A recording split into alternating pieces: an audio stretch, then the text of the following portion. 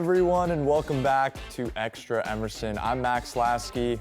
I'm Allie Fernandez. And in place of Clara, who could not make it to filming today, we have Tahlia joining us at the main desk. Happy to be here, Max. To start off this episode, I want to ask you guys, did you see The Marvels? I did. I did not, I did not either. but I'd love to hear. Allie. I found The Marvels to be an enjoyable film.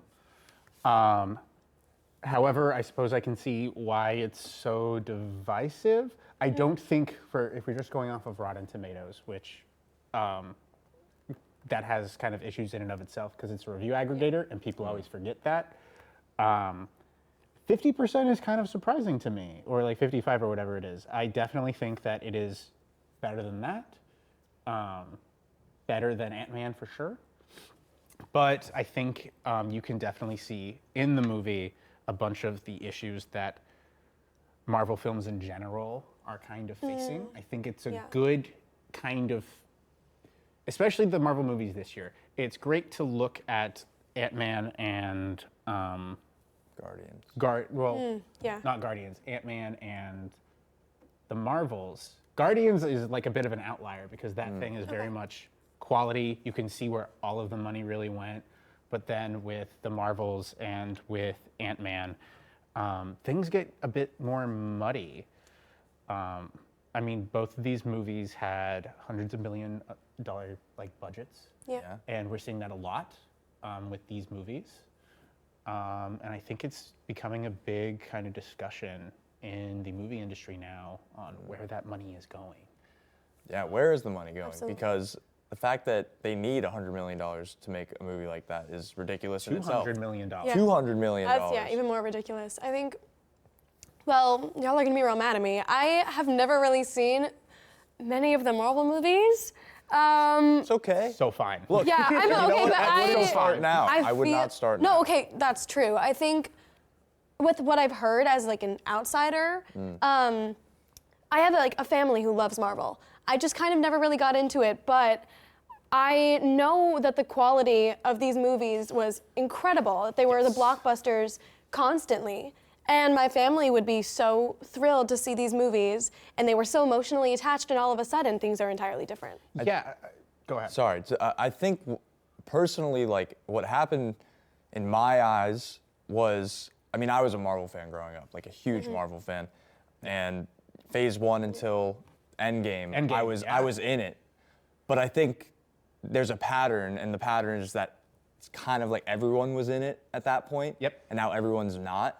And Yeah. it's like slowly starting to fizzle out because of the overproduction, the Yes. oversaturation of the market. I mean, it's been at least 3 movies a year for Marvel. plus TV shows Plus now. TV shows now. Right. And I think now that the Marvels is, I believe it's currently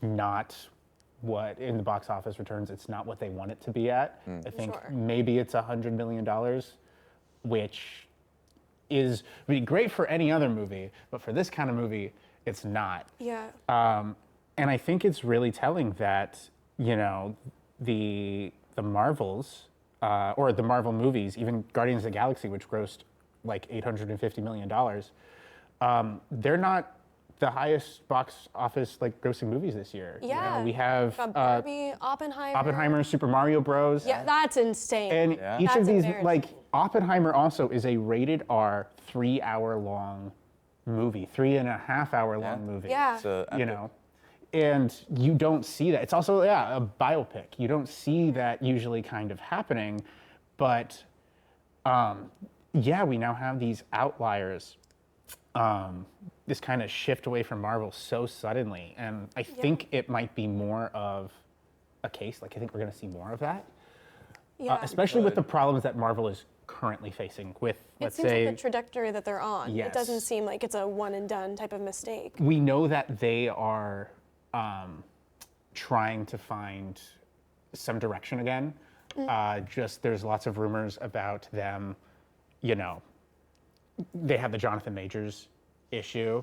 They are with some of their TV shows. They're like finding new showrunners, finding new directors. I think like personally, one of the biggest problems that I, as a fan, and I think other fans would agree with, is that there's no characters that are, at least in my eyes, that are redeeming at the moment. Yes. Like growing up, we had Iron Man, Captain America, you know, the original Avengers. Yeah. And I think personally, I know they went in a different direction, but I think it was a mistake to kill off Iron Man and to get rid of Chris Evans as Captain America. And it's really unfortunate because now it's like, I understand the idea of pushing new characters upon us, but they're not doing a good job at that. And you can't force, you know, you can't like spoon feed people to enjoy these characters. And I think that's totally a miss. agree. And especially with the TV shows, like WandaVision was great, but then what happened? We got Captain America and the Winter Soldier. No. It was, what did they even call him?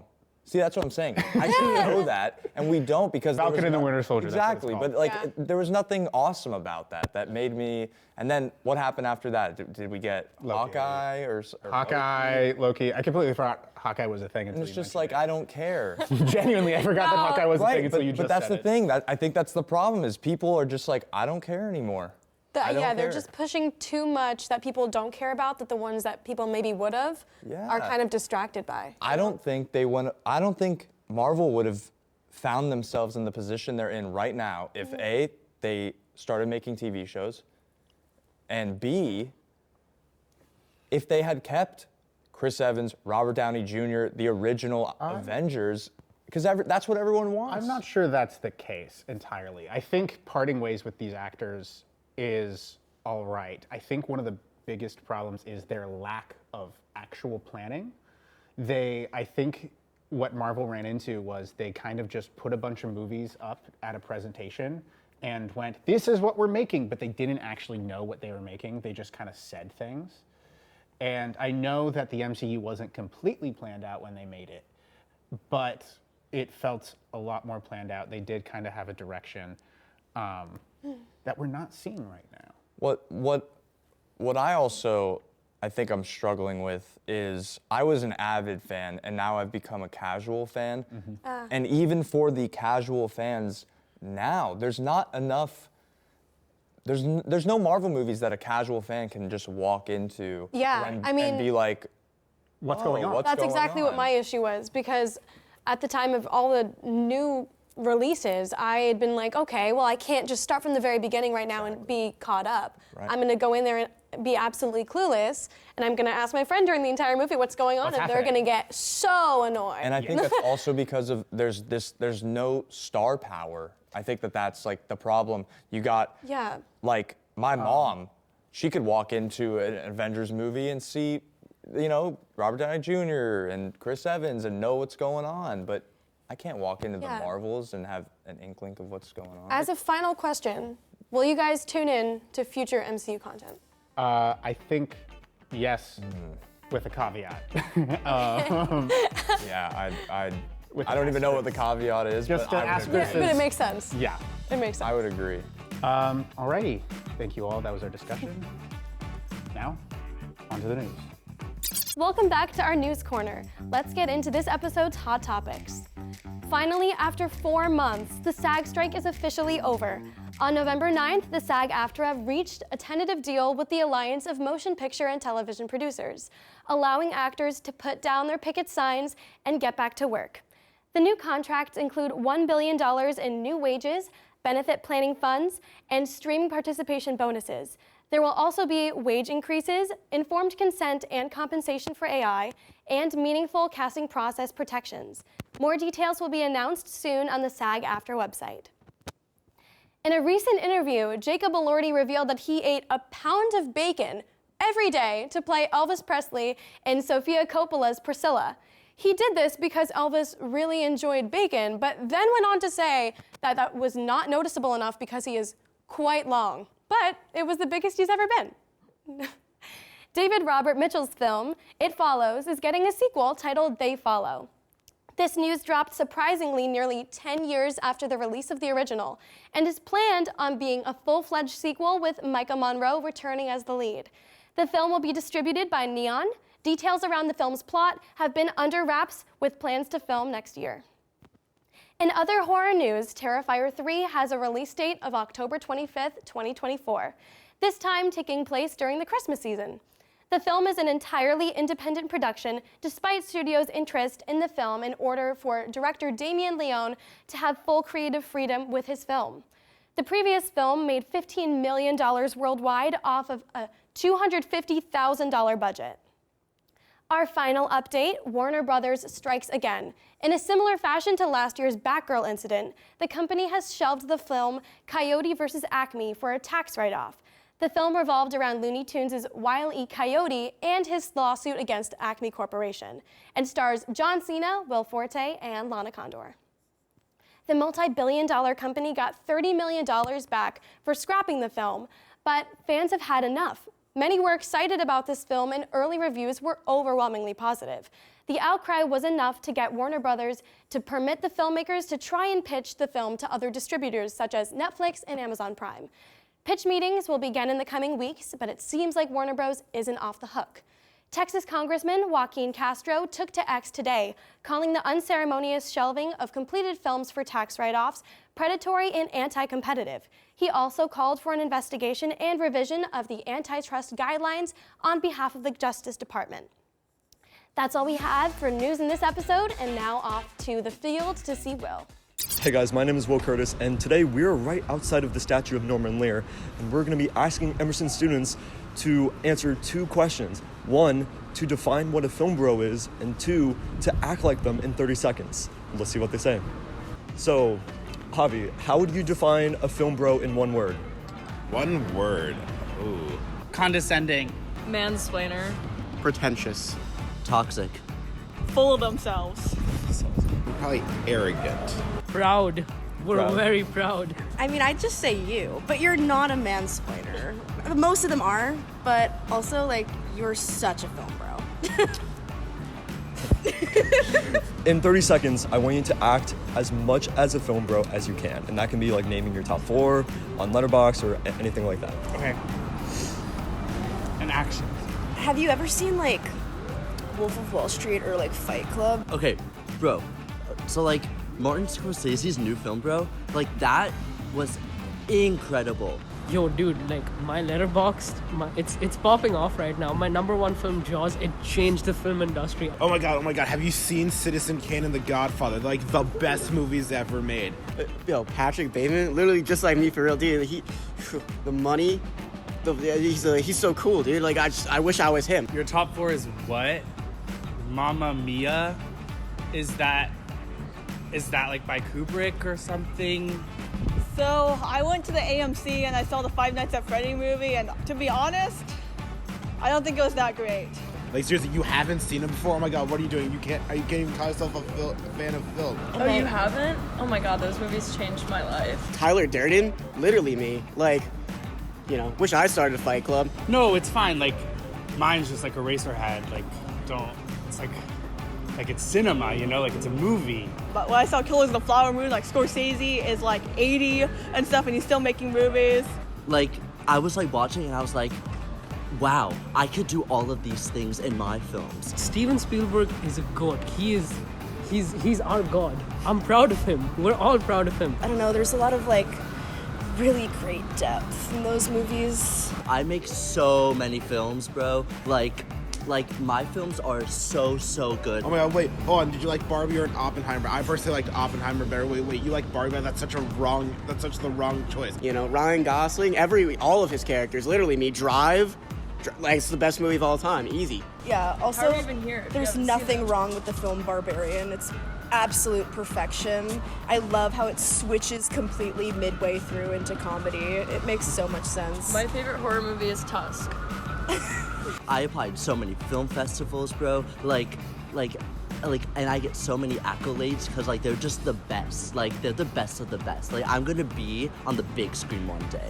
I can tell you all about film history, you know? You want to hear it? Nothing better than Ryan Gosling. There's no better actor. That's just a fact, you know? He's literally me. Yeah, literally me. We're really happy to be here, man. We love films. Whatever. Like what you want, I guess. I saw Eraserhead here. Yeah. And that's it for our segment for this week's episode. And before we give it back to our hosts, I have one more thing to say. Absolute cinema. Thanks, Will. Welcome everyone to our variety segment. I'm your guest host, Elle, and today's game is simple yet fun. Letterboxd reviews. We all know the popular review site that is used by many Emerson students, but how good are our hosts at recognizing reviews without their films? Our team searched for the funniest reviews they could find, and our hosts today are gonna have 10 seconds to guess which film it's about. We will start with reviews from 2023 releases. Our first review is Scientology Be Damned, That Boy Can Run. 5 Nights at Freddy's. It's what? Not. Have a good run. Mission Impossible. Which one? A Dead Reckoning. Wow. Dang. I don't even know why I asked. There's Impressive. only one that came out this year. That's impressive. Okay, Oh, pretty good. number 2. Okay. Terrifying stuff. Did people really used to wear hats like that? It gotta be Oppenheimer. It's gotta be, yeah. Yeah. Okay, that makes I mean, sense. did you see his hat? Yeah. I like. It's It's on the kinda poster cool. for a reason. It's kind I of love cool. it. I love it. It's being I want Freddy's that top hat. He wore that hat Could be most 5 of Nights the at movie. Freddy's. Yeah. Not enough. I love when it blows off and They should have stayed off low-key. Okay. All right. All right. Next one. Do not order brain surgery from Shein. That's good life advice. what was the movie with Nicholas Hoult? It's not Renfield. It's not. Is it Renfield? It's not Renfield. It's not Renfield. Did that even come out this year? It did. It's not It's Renfield. definitely not right. What movie? It was Saw X. Saw X. Okay. Honestly, really good. Okay. Okay. Okay. This one's We're a doing doozy. great. A doozy. This was really good. Go terrorism. Oh, hey now. I told you. Expendables? No. Gotta be Barbie. There's just That's what I was thinking. one answer only. Is that your final? No. Are you sure? I really don't know. I'm at a loss. It's gonna be obvious. You're gonna say it, and I'm gonna. It was How to Blow Up a Pipeline. Oh. Is that Okay. a movie? Oh, yes. Is that a movie? It heard of was. It is. It Okay. is a movie. Okay. I gotta watch The that. movie now. All right. All right. OMG. I think of myself as an anxious person, but this movie made me feel French. Oh. Um. I'm gonna say Barbie for this one. Maybe. What? Not Asteroid City. I don't know. Bo is afraid. Oh. See, Were they it's French on, in that? I don't know. It's on my I'm letterbox not sure list. what that person means. It's atop my letterbox list. Couldn't so tell you. Cool. That's kind of Okay. Cool. Already? Ironic. Ready? Yes. Dream blunt rotation. 5 Nights at Freddy's. You know what? Honestly, I wish. That one. I wish. That one. Cocaine Bear? No, Five Nights at Freddy's was closer. What did I see 5 this Nights at year? Freddy's is my dream. Dream blunt rotations. Gotta be. There's something out. Just throw it out. Just don't give us know. something. Give us something. I mean, Aquaman. would you smoke a blunt with the Barbie cast? Probably. That's not what they're You know talking who I would about. smoke a blunt with? Teenage Mutant Ninja Turtles. Oh, I was close. That was I was such an close. You were obvious- close. You were there. I was a little there. gang. It's just like, they're both animals. It's like, whatever. I'll take it. Okay. I'll give always myself just a fun pat on the back. saying I was close on the This is fun. So for these final four, No. we're gonna up the stakes. These Okay. reviews are from any year. Oh. So, all right. I want a Barbie movie. I didn't see many movies this Other year, so than- this will. It's weird that people keep saying that this has a shorter runtime than other superhero movies, considering it actually goes on for 17 days.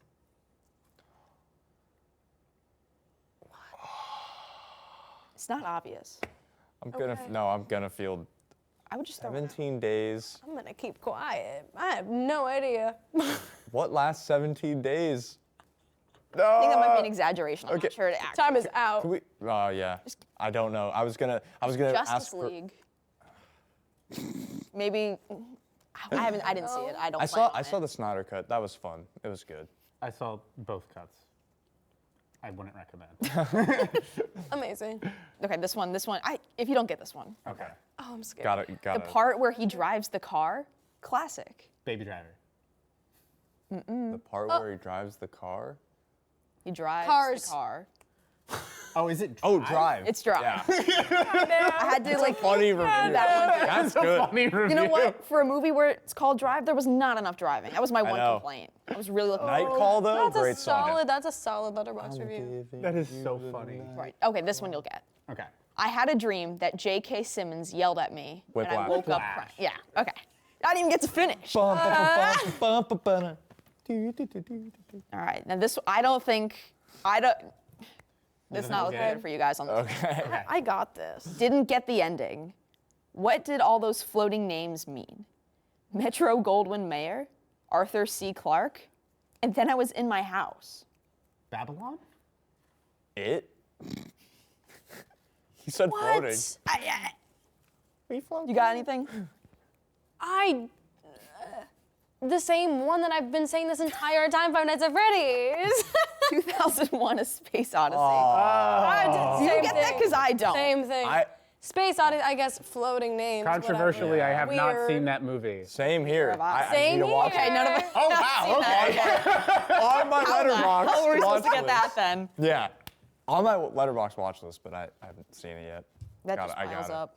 Well, that's all the time we have for today. Thank you for watching this episode of Extra Emerson. Tune in next time for our final episode of the season. Aww. Have a good day, everyone.